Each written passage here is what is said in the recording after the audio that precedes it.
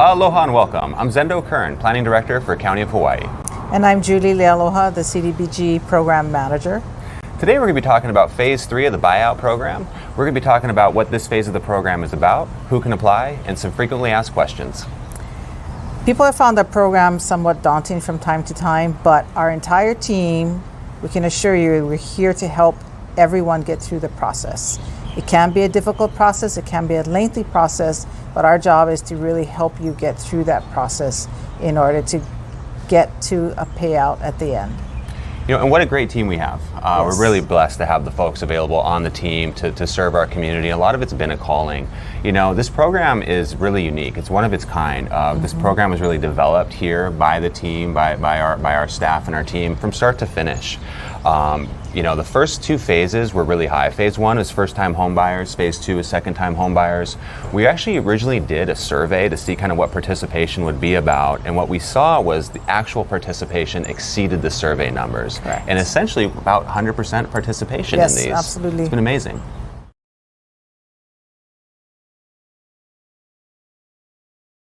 So those that aren't familiar, we're going to talk a little bit about the entirety of the program that includes, you know, Phase 1, Phase 2, and Phase 3, which we'll get into some specifics today. I wanted to turn it over to Julie to kind of give an overview of what this program is really about. Julie? The program is about helping people who went through the 2018 eruption and literally turned their entire lives upside down. The program was designed, and it's a first-time grant program that the county has ever received, the largest grant we've ever received, and we are trying to get people who have been affected by the eruption to basically help rebuild their lives. That's what this program is all about. We have tried very hard to build the tracks of the program as we move forward with the program, and we think we pretty much got it down at this point, and we are really trying to move into Phase 3 of the program. I think it's really critical too to say, like, this program was kind of put together, the framework of it was right to saying, okay, we're going to do a buyout program. Correct. And that was almost the extent of it.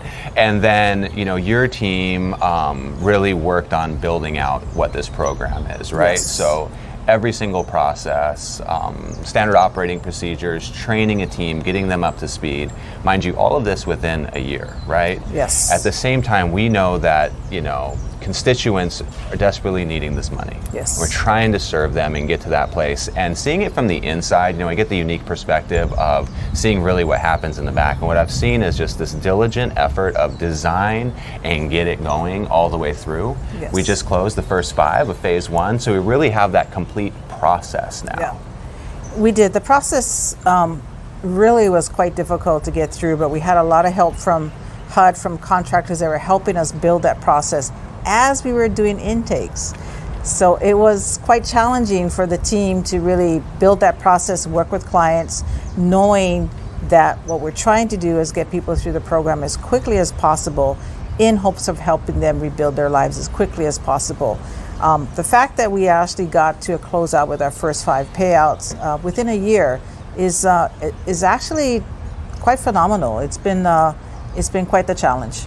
You know, I'd say it's amazing, actually. And I think there was a great analogy used the other day in one of the team meetings where it's building the race car and race track at the same time, right? So yeah. You're trying to build them both, get around the track, but you're building it as you go. Yes. And so, you know, the goal is to learn the lessons really quickly, right? And I think we've done a good job of Yes. that. Learn, adjust, and keep moving forward. Because at the end of the day, what we've seen is a huge demand from yourself and from the team to serve our community. Yeah. And for the most part, our clients have been really, really happy with where we are in the program. There is a frustration with regards to the length of time that it does take us to get folks from point A to point Z, but unfortunately, there's no way around it. We have to be able to follow policy and procedure, many of which are mandated by HUD policy and procedure and dictated by their policy and procedure. Our goal is to get you to the end point while trying to meet that mandate and understanding that we have compliance standards that we have to meet. I think the team's done a really great job of understanding and being empathetic towards that, because we are set by all of these HUD standards, Yes. which are pretty extreme, They are. if you will, right? And yet we just want to serve the community. Folks get frustrated. And what I've seen and felt is a very empathetic voice from our team members to our constituents, trying to explain, to give understanding. Because I think when somebody understands that this isn't some county thing, you got to do this, that this is really a federal program that we're trying to follow, I think it helps people understand, but also having our team members really present that in a way of them understanding what our customers are going through has made a big impact. Would you agree? I agree 100%. We have to adjust to the needs of the client, bring it towards HUD. Hopefully we can make some adjustments. They're more than willing to work with us with whatever way that we feel needs to be adjusted within the program. But there are external forces, unforeseen forces sometimes that happen that cause us unforeseen delays. There's no way around it. We just really try to plow through it and hopefully get through and get it approved. And I think this team has done a really good job at doing that.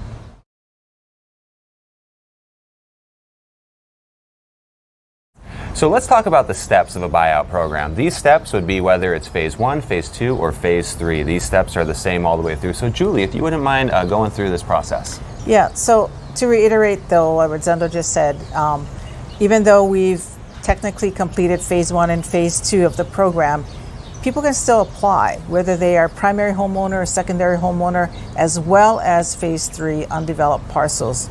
At this point, anyone can apply. As long as the program is running, we will be accepting applications. The applications can be found either online, you can download them from our website, or you can call us and we'd be more than happy to mail you a hard copy, or you can visit our office and pick up an application as well. Any way is fine with us.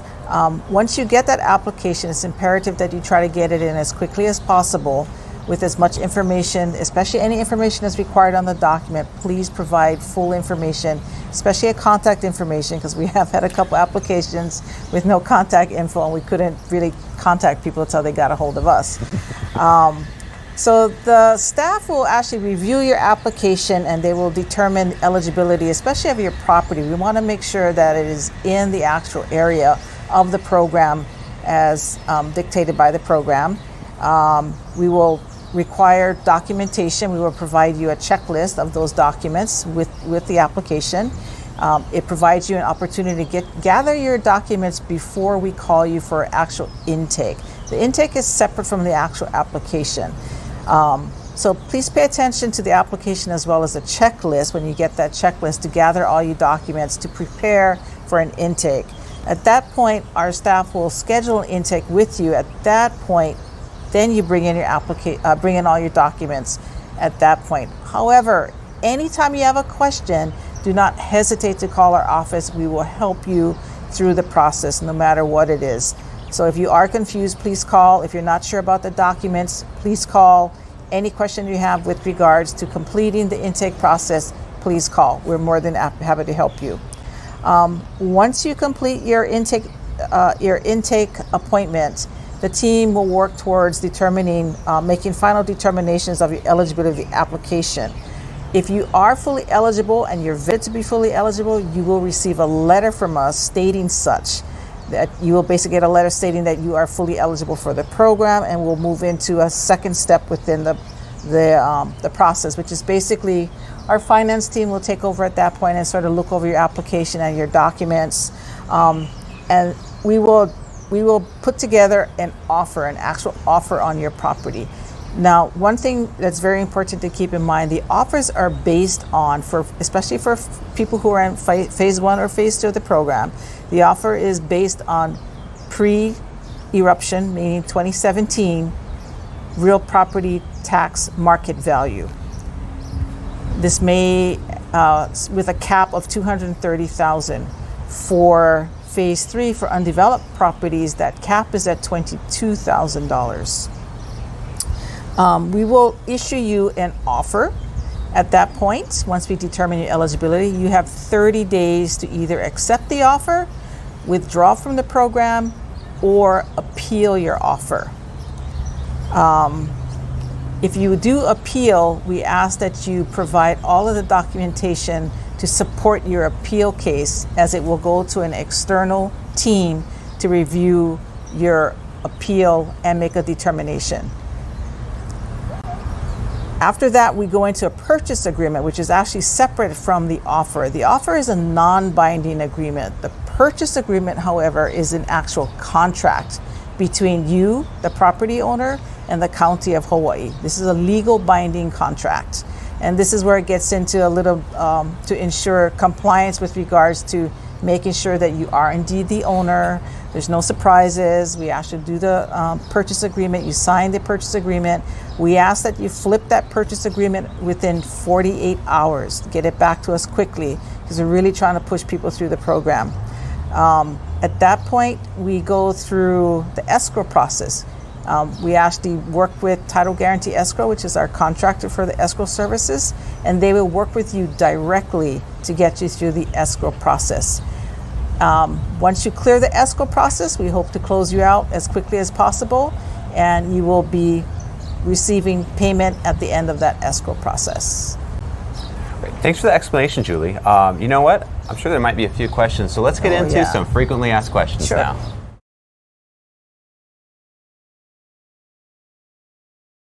So even though the focus of Phase 3 is on undeveloped property, could I still apply for primary or secondary residences?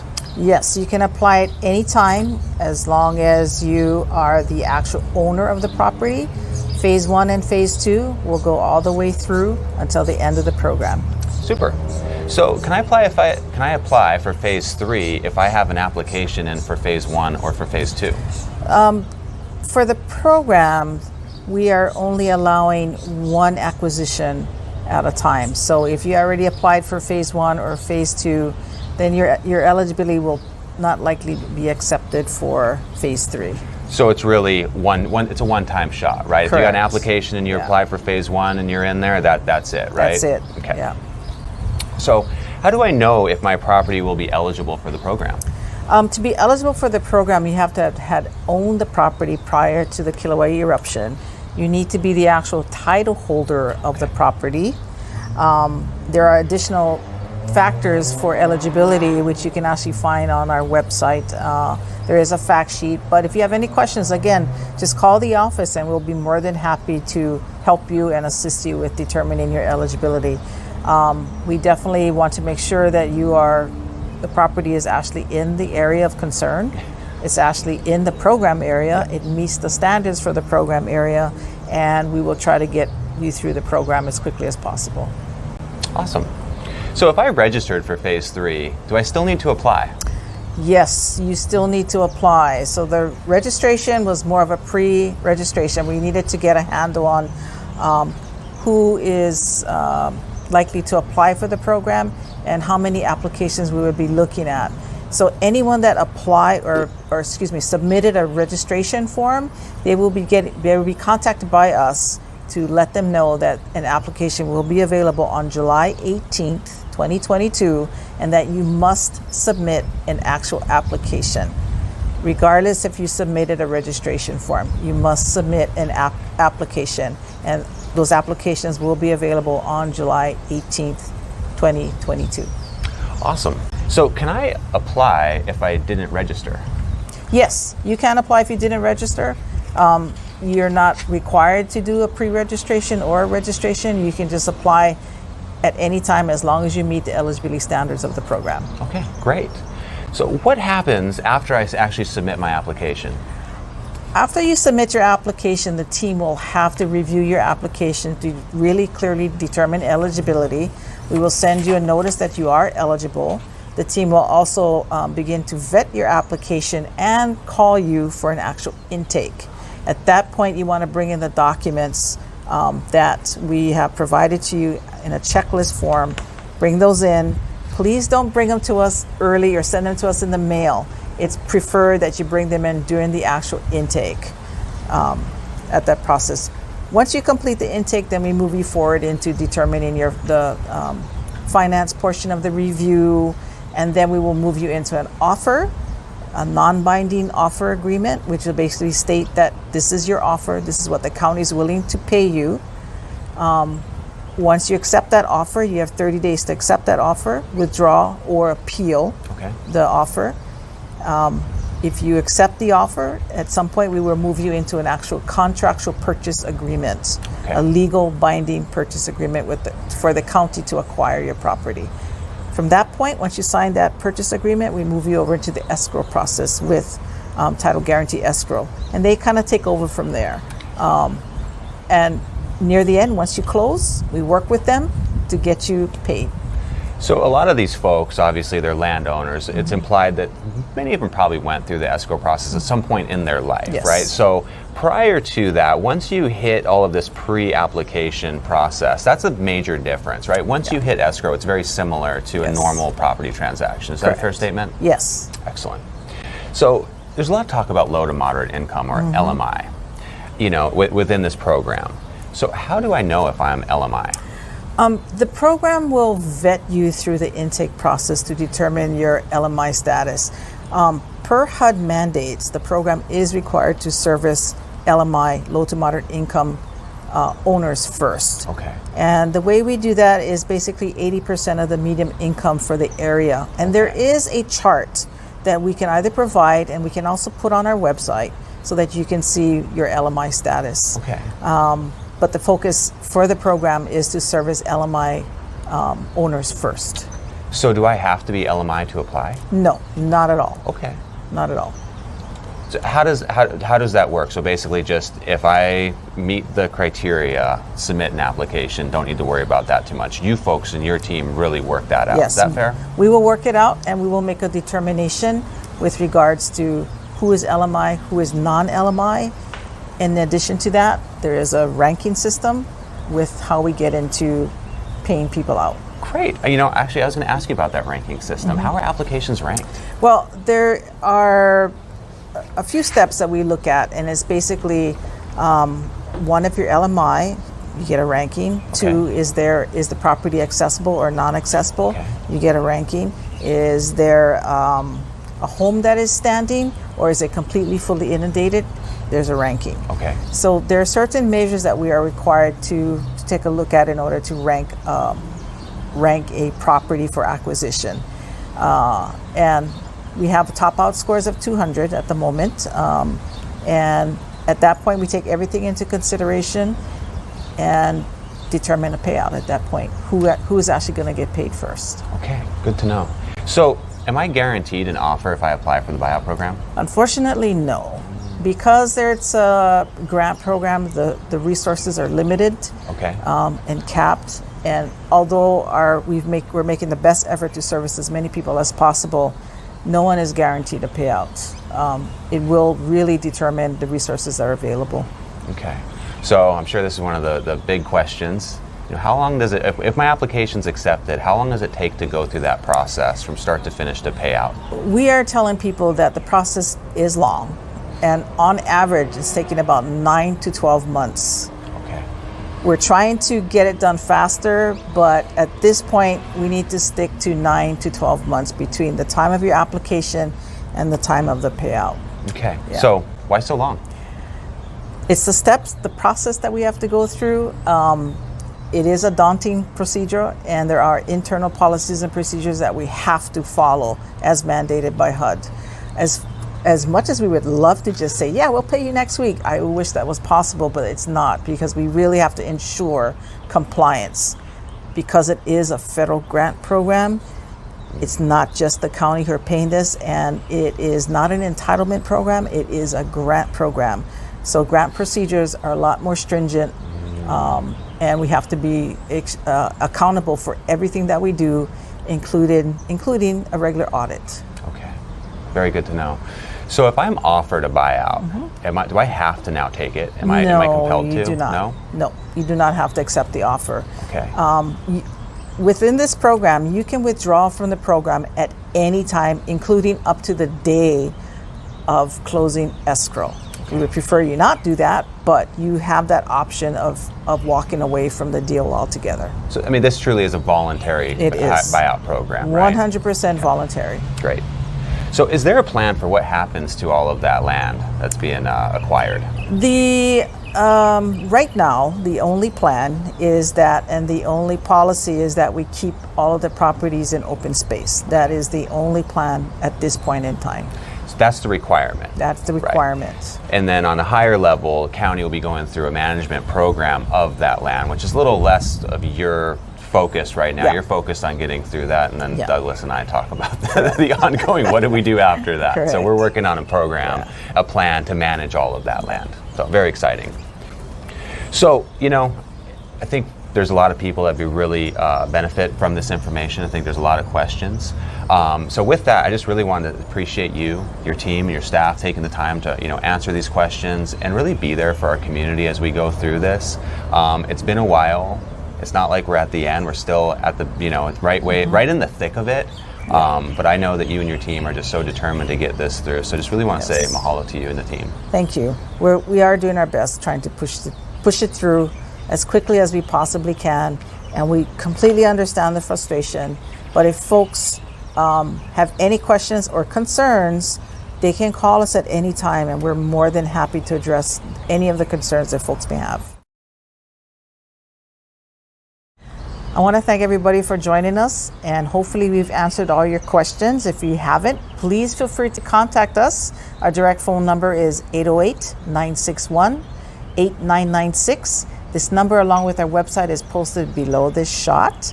So please, by all means, feel free to contact us at any time. Mahalo. Great. Thank you so much, Julie. And thank you all for watching. We look forward to coming back here soon and offering you more up-to-date information. Check us out on our social media. And again, thank you very much. Aloha.